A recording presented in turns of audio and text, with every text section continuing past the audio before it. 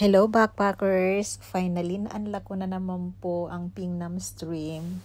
So, ang ginawa po namin papunta dito, from Fanling Station, nag-taxi po kami papunta dito kasi marami naman po kami. Bali, 2 taxi po ang sinakyan namin. So, bawat taxi po ang binayad po namin is 100 Hong Kong dollar. Since na 5 naman po kami, so 4 po kami sa taxi, so naghati-hati kami, bali $25 each ang pinayaran po namin. So sabihin nyo lang po sa taxi na ibaba kayo sa Nam Chung Nature Trail, and ipadiretso nyo po yung taxi sa pinakadulo hanggang sa makita nyo po itong dam na ito. And pagkadating nyo po sa dam, makikita nyo po itong daan na yan na mayroong maliit na tali. Iyan na po ang pinaka-starting point ng trail. So lakad lang po, akyat po kayo diyan, lakad lang po ng konti, siguro mga around 5 minutes, mararating niyo na po itong itong stream na to.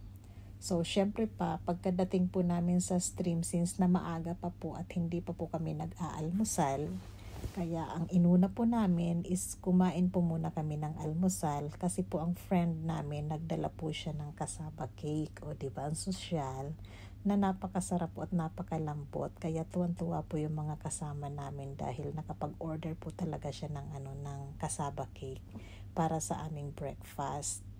So after breakfast po, so syempre hindi na po kami nagtambay-tambay. Dire-diretso na po kami. So, paglakad po namin ng konti, ito na po kaagad ang dadatnan nyo, yung parang maliit na dam, yung may semento po siya. So, alam nyo naman po kami, lalong-lalo na po ako, pag may mga pagkakataon po na pwedeng lumangoy, talagang naliligo po ako kaagad niyan. Kahit po medyo malamig ang tubig, talagang hindi ko po kasi, tawag na ito, hindi ko po sinasayang ang lahat ng pagkakataon pag nakakarating po ako sa ganitong mga lugar, kasi sayang naman po, 'di ba? Ang ganda-ganda ng lugar, malinis ang tubig, so dapat i-enjoy po natin. Kaya lahat po ng madaanan namin dito na mga pwedeng paglangoyan, talagang lumangoy po ako. May mga daan po dyan na kinakailangan pong gumamit ng lubid, pero hindi naman po siya delikado. Sa totoo lang, madali lang naman, at syempre maingat naman po kami sa paglalakad. And ang way nga po pala, pag nakarating na po kayo ng stream, usually po ang trail is nasa left side po. Nandyan po yung mga dadaanan, tapos may mga ribbon naman pong nakalagay, so susundan nyo lang po yung mga ribbon sa left side. So after po noon, after po doon sa maliit na dam na yon, ito na po yung first waterfalls na mararating nyo po. Dito po kami medyo tumagal kami ng konti kasi napakaganda po, malinis ang tubig. Tumalon po talaga kami diyan ng tumalon kasi ang cute-cute po kasi nung yung pool. Yung naipon yung tubig niya na napakalalim, tapos maliit lang siya, kaya nakaka-enjoy lumangoy dahil hindi siya nakakatakot kasi maliit nga lang po, pero medyo malalim.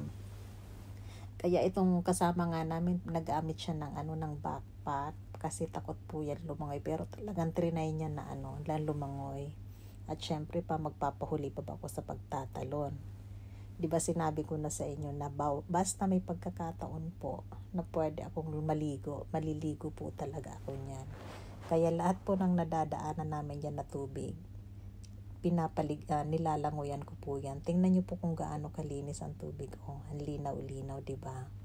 Kaya po yan po, langoy na naman po ako niyan.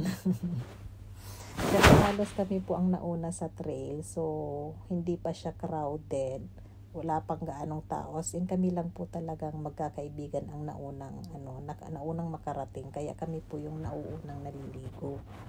Tapos after po netong falls, dyan po kasi yung talunan, umakyat pa po kami ng konti dito po. Pagdating po namin dito, maya-maya marami na pong dumating na mga hiker. So syempre pa, alam nyo naman po ako, marites, lalong-lalo na po yung mga kasama ko. Palalagpasin ba namin yung mga ganyang eksena? Kaya syempre nakikimarites din kami sa mga ganap. Kaya ayan, na-videohan pa namin kung paano sila paano sila tumalon, lumangoy, at ang iingay din po nila. At kami po nakikicheer po sa mga talon nila. Kasi ang ang ganda-ganda po ng lugar. Tapos sa totoo lang iyang itong lugar po na to, ang iksi lang po. Within in less than 1 hour matatapos niyo na po yung yung trail. Ang ginawa po namin is hindi po kami dumiretso sa papuntang Namchung Trail. Dito lang po kami sa waterfalls. Nung narating na po namin yung top waterfalls, bumalik na po kami. Ayan po, nung nandito na po kami sa parang middle, yung pinakamataas na waterfalls. Ayun, dito po namin sinelebrate yung birthday ng friend namin. Ito po si Fakura. At the same time, siya po yung namin, may sarili din po siyang drone. Kaya lahat po na drone shot na nakikita nyo po, siya po ang may gawa nun. Kasi siya po ay yung may-ari ng drone. At siya po yung sinasabi kong naka-iPhone din. Kaya ang gaganda po ng mga kuha namin dahil po yung sa kanya. Kaya maraming salamat, Fako. Maraming salamat, May Pass or Fakura. And ito na nga po, marami na pong dumating na mga fafa dito. Kaya yung mga friend ni kong Marites talagang hindi po nagpahuli yan ng katitil at kasisigaw dyan dahil tuwan-tuwa din naman po kasi sila habang chini-cheer po namin yung mga naliligo na yan. Tapos yung mga nasa taas din po, ganun din po. Ayan po, tuwan-tuwa po sila habang pinapanood nila yung mga naliligo na fafa. Mga kilig na kilig po, di ba? Ayan po sila. Tapos syempre nung nagsawa na kami sa kaliligo, siguro around 2 o'clock or 3 o'clock, bumalik na po kami. Kasi pagkadating po kasi namin sa baba, nilakad na po namin from mula po doon sa starting point hanggang po sa pinaka-highway kasi wala na pong bus na masakyan. Meron naman pong bus sa middle ng road. Kaso lagi pong puno. So nilakad na lang po namin 'yon. Ang ang layo po is around